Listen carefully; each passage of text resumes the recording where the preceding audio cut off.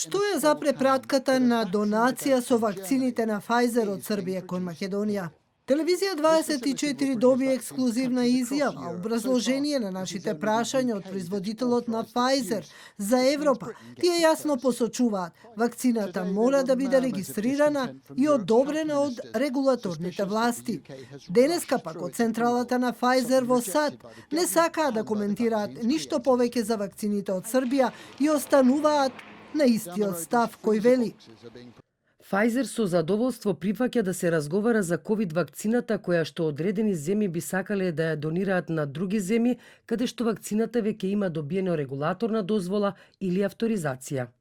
Од Агенцијата за лекови потврдија дека вакцината на Pfizer не е регистрирана, односно нема авторизација, но потенцираат дека самата компанија треба да поднесе барање за регистрација. Стапија на сила законските измени со кои се овозможува постапката на авторизацијата, регистрацијата на вакцината за поднесено правно лице кое со седиште надвор од Република Северна Македонија, што всушност беше барање на компанијата Pfizer. Агенцијата се обврзува во најкраток рок да ги спроведе и одобри барањата од Pfizer или други подносители за вакцината против COVID. Изјави за телевизија 24 директорот Лирим Шабани. Ова го потврдија и во ресорното министерство, а министерот Филипче тврди дека се зависи од Pfizer кој треба да ги прати фајловите за регистрација или дозвола за увоз. Со интервентен увоз државата може да увезува лекови и вакцини без регистрација. Пред непол месец законот за лекови беше сменет токму во делот на регистрација по барање на Pfizer за производителот да може да изврши регистрација на вакцината во нашата земја без да има представништво во Македонија.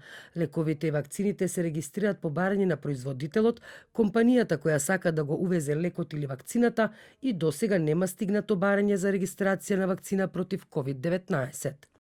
Сепак, познавачите на проблематиката во делот на регулацијата на лековите велат дека регистрација на вакцината е потребна. Според постапката, прво Pfizer треба да испрати документи за барање за регистрација, нашите власти да ги печатираат, пошто ќе бидат целосно исполнети условите за влез на вакцината во државата. Pfizer подсетува на строгите протоколи за следење на вакцините од моментот на транспорт до аплицирање. Важно е вакцините да останат во рамките на утврдениот синџир на снабдување, за да може да обезбедиме дозите да стигнат до предвидените популации во добра состојба и да се администрираат таму каде што е соодветна поддршката за давателите на здравствени услуги и каде будноста на фармакологијата е во функција. Премиерот Заев денеска изјави дека се уште се подготвува документацијата за вакцините од Pfizer за реекспорт, за реплаќање или донација што од Србија треба да пристигнат во нашата земја. А премиерката на Србија Брнабич синаќе изјави дека разговарала лично со директорот на Pfizer за да добијат одобрување за донација што е можно поскоро. Своите лични врски во САД за ова ги употребил и председателот Вучич.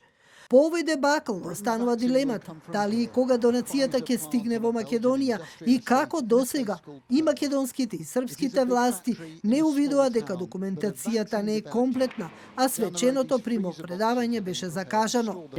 Што се однесува до кинеските вакцини на Sinopharm, Заев денеска изјави дека тие ќе пристигнат во државата по 18 февруари, кога ќе заврши кинеската нова година.